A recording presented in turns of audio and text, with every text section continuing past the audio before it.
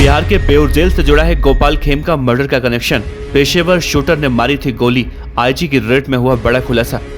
गोपाल खेमका हत्याकांड में मिले अहम सुराग, उद्योगपति के बेटे को अब दी गई सरकारी सुरक्षा।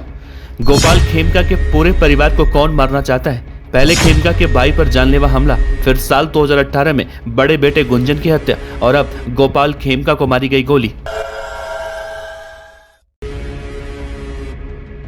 बिहार के पटना के गांधी मैदान से सटे राम गुलाम चौक स्थित काटरुका निवास गेट के पास शुक्रवार की रात उद्योगपति गोपाल खेमका की गोली मारकर हत्या करने वाला पेशेवर शूटर निकला, जो पहले से ही गेट के पास पार्किंग में स्कूटी लगाकर बैठा हुआ था। वो खेमका की कार के आने का इंतजार कर रहा था। जैसे ही गेट पर खेमका की कार रुकी, शूटर पैदल आया। कार खेमका ही चला रहे थे। गेट खोलने से पहले ही शूटर ने उन्हें बहुत ही करीब से यानी पॉइंट ब्लैंक रेंज से गोली मार दी। इस मामले में बिहार पुलिस के डीजीपी विनय कुमार ने कहा है कि उद्योगपति गोपाल खेमका हत्याकांड की जांच के लिए अब एसआईटी का गठन किया गया है। पूरे मामले की जांच में पटना पुलिस के साथ साथ बिहार एसटीएफ और तकनीकी टीम भी सहयोग कर रही है। पुलिस मुख्यालय के स्तर से लगातार मॉनिटरिंग की जा रही है। घटनास्थल पर पुलिस के 1.5 घंटे देरी से पहुंचने के सवाल पर भी डीजीपी ने कहा कि पुलिस कार्यवाही में किसी भी तरह की कोई देरी नहीं हुई है। शुक्रवार की रात 11:40 पर गोलीबारी के बाद परिवार के लोग कंकड़बाग इलाके के एक निजी अस्पताल गए, जहां करीब 30-35 मिनट का वक्त लग गया। डीजीपी विनय कुमार समेत पुलिस मुख्यालय के वरिष्ठ अधिकारियों ने पटना एसपी से हत्याकांड और अब तक की जांच की पूरी जानकारी मांगी है। इधर गोपाल खेमका के बेटे को भी बिहार पुलिस ने अब सुरक्षा मुहैया करवा दी है। उनके बेटे की सुरक्षा के लिए 2 पुलिसकर्मी दिए गए हैं। पुलिस अधिकारियों के मुताबिक गोपाल खेमका को पहले पुलिस सुरक्षा मिली थी, जिसे बाद में उन्होंने ही वापस कर दिया।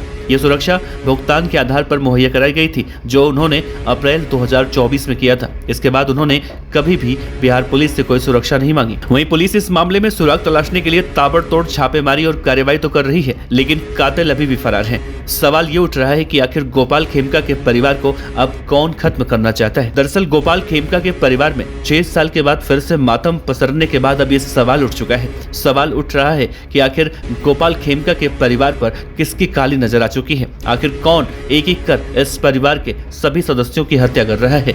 परिवार की किसी से दुश्मनी नहीं है, ना ही किसी तरह का कोई विवाद, लेकिन इसके बावजूद कुछ वर्षों के बाद परिवार के एक सदस्य की हत्या लगातार की जा रही है। साल 2018 में गोपाल खेमका के बेटे गुंजन खेमका की बिहार के हाजीपुर में हत्या कर दी गई। इससे पहले उनके छोटे बेटे डॉक्टर गौरव खेमका पर कदमकुआं थाना अंतर्गत उनके अस्पताल के समीप गोलियों से हमला किया गया था। उस दौरान उनकी जान बाल बाल बची थी। गोपाल खेमका के बड़े भाई विजय खेमका पर भी साल 1999 में जानलेवा हमला हुआ था। इस मामले में गोपाल खेमका की मां ने कहा कि पहले जवान पोता चला गया, फिर बेटा चला गया, मेरा पूरा परिवार उजड़ चुका है। इस उम्र में आंखों के सामने ये दिखना पड़ रहा है। मारवाड़ी भाइयों की सुरक्षा के लिए सरकार को कुछ करना चाहिए, हमारा उद्धार कीजिए। गोपाल खेमका के बेटे बहू पिता और ससुर को खोने के बाद सदमे में थे, तो उनकी पत्नी किसी से कुछ बात करने से इनकार कर रही है। गोपाल खेमका के भाई शंकर खेमका ने इस हत्याकांड के बाद कहा है कि कभी अपने भाई से किसी रंजिश के बारे में नहीं सुना था। हालांकि उन्होंने बेटे की हत्या में जमीन के मामले का जिक्र जरूर किया था।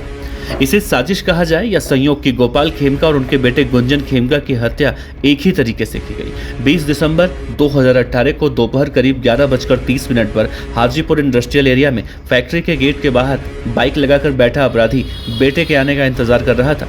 उनके पहुंचते ही उसे गोली मारी गई। शुक्रवार की रात भी पहले से ही गेट पर इंतजार कर रहे अपराधी ने ठीक उसी पैटर्न पर 11:40 पर गोपाल खेमका को गोली मारी।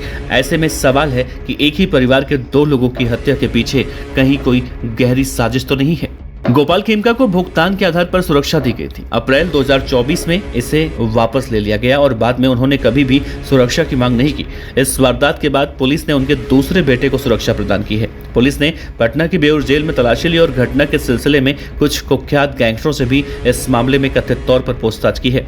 शनिवार की शाम पटना पुलिस की ओर से एक बयान जारी किया गया, जिसमें कहा गया कि तलाशी के दौरान पुलिस ने 3 मोबाइल फोन, सिम कार्ड के साथ एक डेटा केबल और एक कागज का टुकड़ा भी बरामद किया है, जिस पर कई मोबाइल नंबर लिखे हुए हैं।